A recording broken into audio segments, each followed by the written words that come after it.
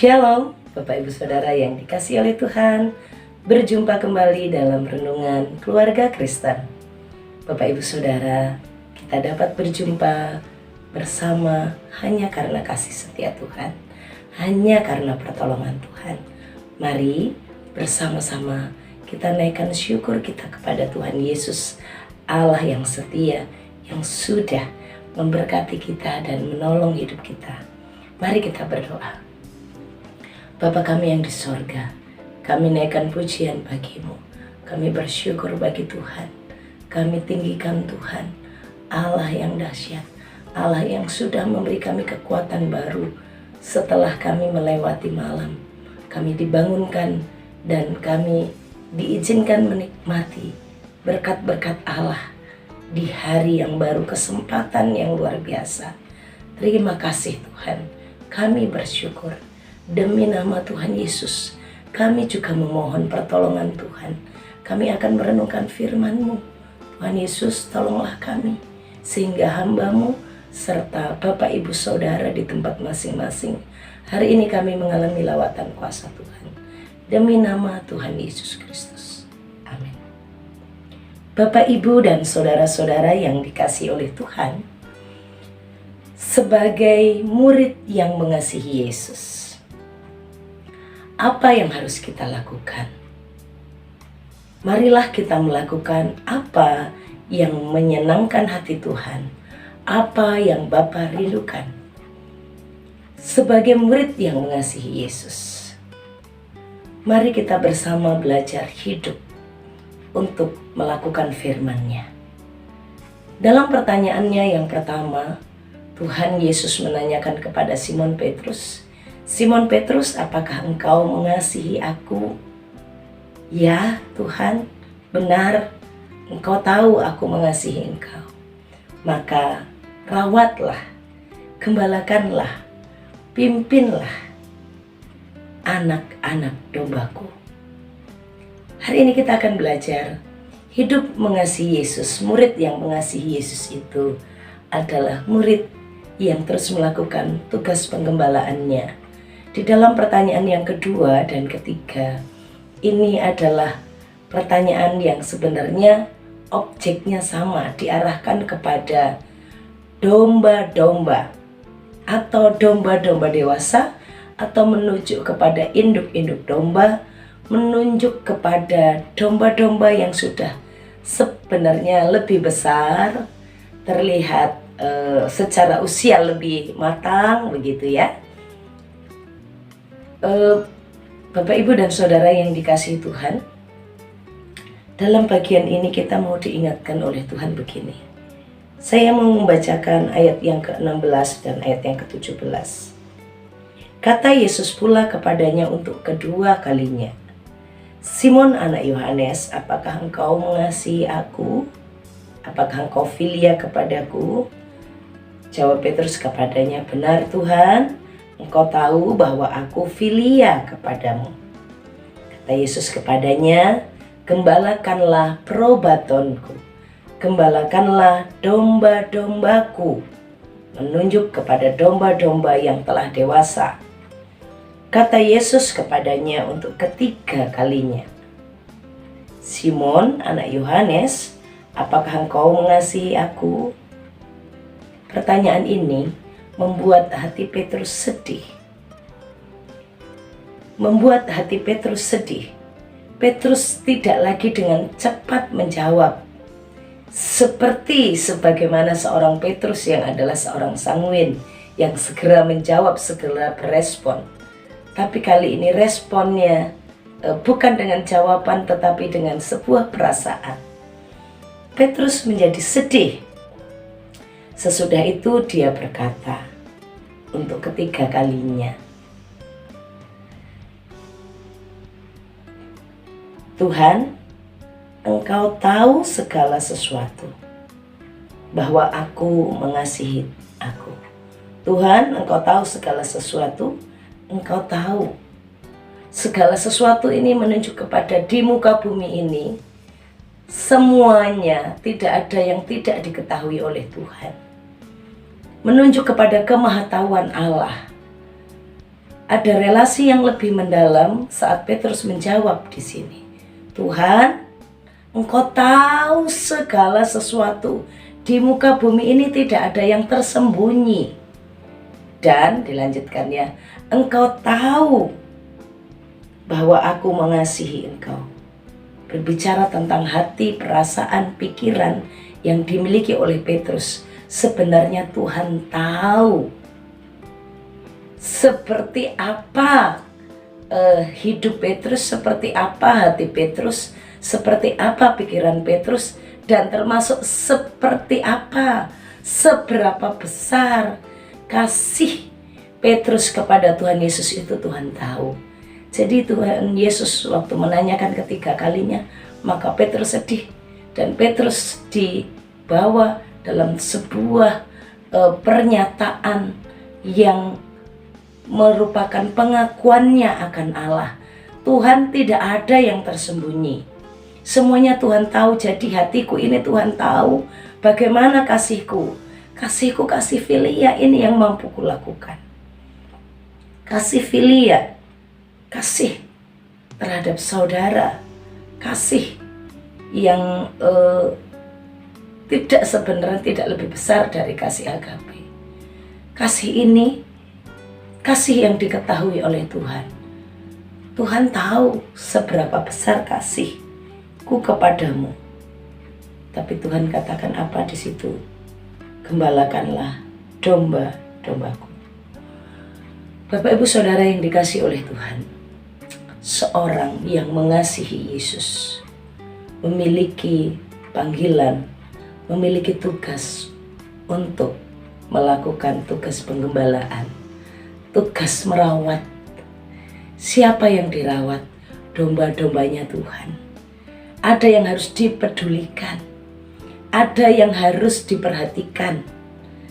Bahasa sederhananya atau praktisnya, seorang yang mengasihi Yesus tidak fokus kepada dirinya sendiri, tidak hanya mengasihi dirinya sendiri, tidak berfokus bagaimana membuat dirinya besar, tidak fokus membuat dirinya terkenal, tidak fokus membuat dirinya sendiri bahagia, tidak berfokus kepada dirinya sendiri, tetapi harus mempedulikan, merawat, mengurus domba-domba milik kepunyaan Tuhan. Bapak Ibu Saudara, ternyata seorang murid Tuhan sangatlah diingatkan oleh Tuhan, karena ini sampai pertanyaan 3 kali. Bagaimana seorang murid yang mengasihi Tuhan tidak hidup untuk kesenangannya sendiri, tidak hidup hanya untuk dirinya sendiri, tidak menghabiskan waktu hidupnya untuk membahagiakan dirinya, mencapai cita-citanya. Jadi tujuan seorang murid Yesus dalam hidupnya adalah hidup menyenangkan Tuhan dan sesama. Hidup mempermuliakan Tuhan, hidup mengasihi Tuhan, itu diterapkan dengan memiliki kepedulian kasih yang nyata yang dilakukan kepada sesamanya. Siapa sesamanya? Sesamanya yang adalah domba-domba milik kepunyaan Tuhan.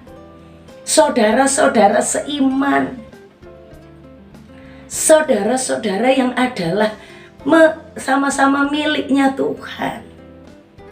Bapak Ibu Saudara yang dikasihi oleh Tuhan, tren generasi saat ini itu adalah FOMO, fear of the missing out, ketakutan yang mendalam jika dia ketinggalan dengan tren yang terjadi.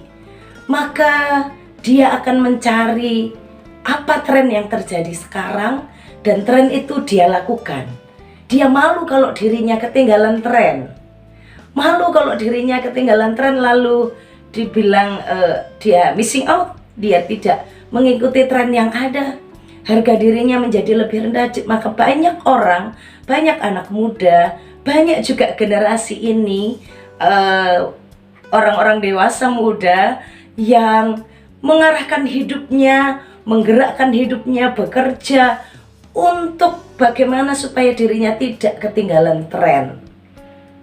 Apa saja Sehingga orang bekerja untuk trennya healing, maka dia akan pergi jalan-jalan traveling ke tempat-tempat yang lagi ngetren juga, dan dia pasang upload foto di sana menunjukkan I'm not missing out, aku nggak ketinggalan tren nih, aku udah pergi ke tempat ini. Ya, kemana lagi tren berikutnya? Dia akan cari dan dia akan berjuang cari uangnya. Dan dia aku udah pakai baju tren ini nih sekarang dan aku nggak missing out. Hidup berfokus kepada diri sendiri. Bagaimana supaya dirinya tidak ketinggalan tren? Ada yang berikutnya. Hidup ini sekali. Maka mari gunakan sepuas-puasnya untuk kebutuhanmu, untuk apa yang kau mau, untuk apa yang membahagiakanmu. Hidup ini hanya sekali, jangan disia-siakan, ya. Hidup ini hanya sekali, YOLO. Hidup ini hanya sekali. Maka ayo, apa yang menjadi keperluan kita, apa yang menjadi kebutuhan kita? Banyak orang hidup hanya untuk menghidupi gaya hidup yang salah. Mari kita ingat status kita. Kita ini murid Yesus. Jadi hidup kita jangan takut ketinggalan tren. Hidup kita jangan berfokus hidup ini hanya sekali. Ayo puaskan dirimu, ayo senangkan dirimu, ayo lakukan apa saja yang penting kamu terkenal, apa kamu bahagia, apa yang fokusnya hanya kepada diri sendiri, egois. Ini bertentangan dengan apa yang Tuhan katakan.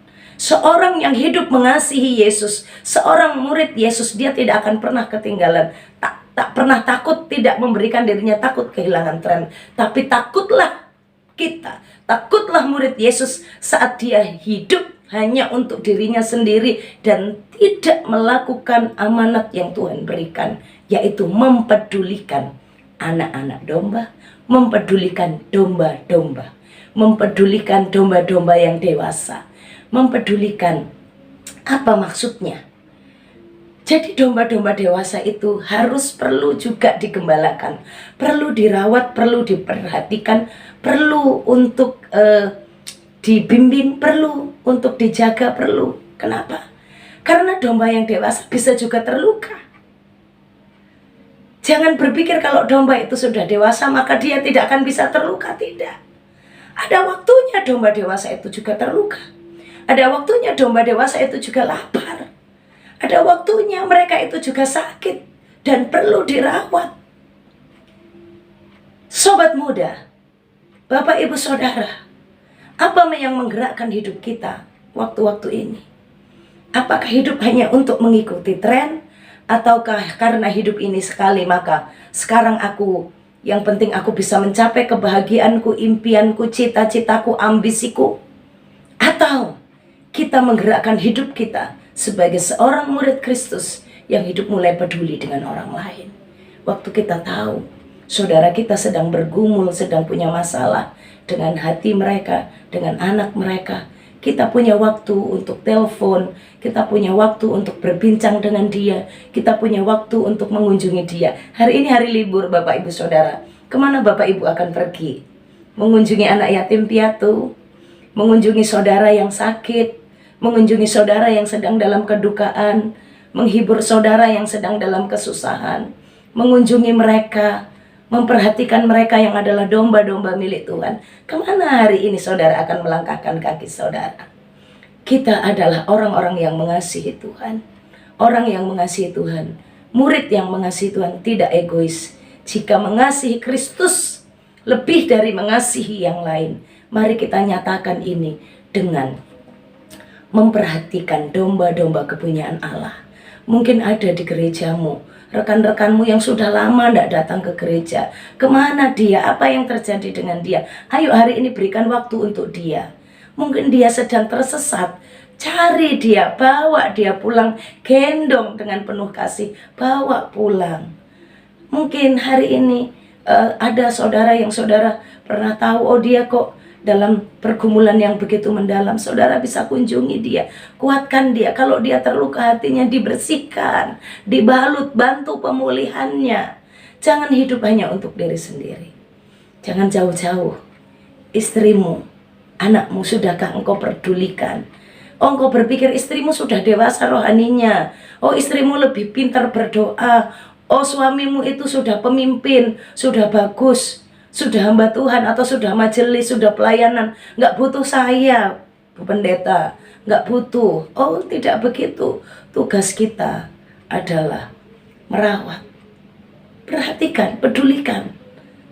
Jangan sampai ada luka tersembunyi yang kita nggak tahu, karena bulu domba itu tebal. Karena senyumnya tebal, lalu dia mencoba menutupi sakit hatinya, mencoba menutupi kesusahannya. Ayo care, ayo peduli, ayo rawat. Karena itu tugas seorang murid yang mengasihi Yesus. Selamat merawat domba-domba kepunyaan Tuhan. Selamat mempedulikan domba-domba milik kepunyaan Tuhan. Tuhan Yesus memberkati, mari kita berdoa. Tuhan Yesus, kami mengucap syukur hari ini untuk kebaikan Allah. Terima kasih untuk firman-Mu. Tolong kami untuk tidak hidup berfokus kepada diri sendiri. Tidak fokus pada hal-hal yang menyenangkan diri kami. Dan tidak hidup dalam pola pikir serta gaya hidup dan konsep yang salah. Tapi kami mengikuti konsep dan gaya hidup dari surga yang Tuhan sudah ajarkan bagi kami. Yaitu hidup mengasihi Yesus dan hidup mempedulikan, memperhatikan domba-domba, anak-anak ataupun domba-domba dewasa milik kepunyaan Allah. Ajari kami melakukan firman-Mu ini. Apapun yang kami akan kerjakan, rencanakan hari ini untuk kami lakukan, Tuhan berkati. Tuhan tolong kami untuk dapat menjadi berkat. Terpujilah nama-Mu ya Tuhan.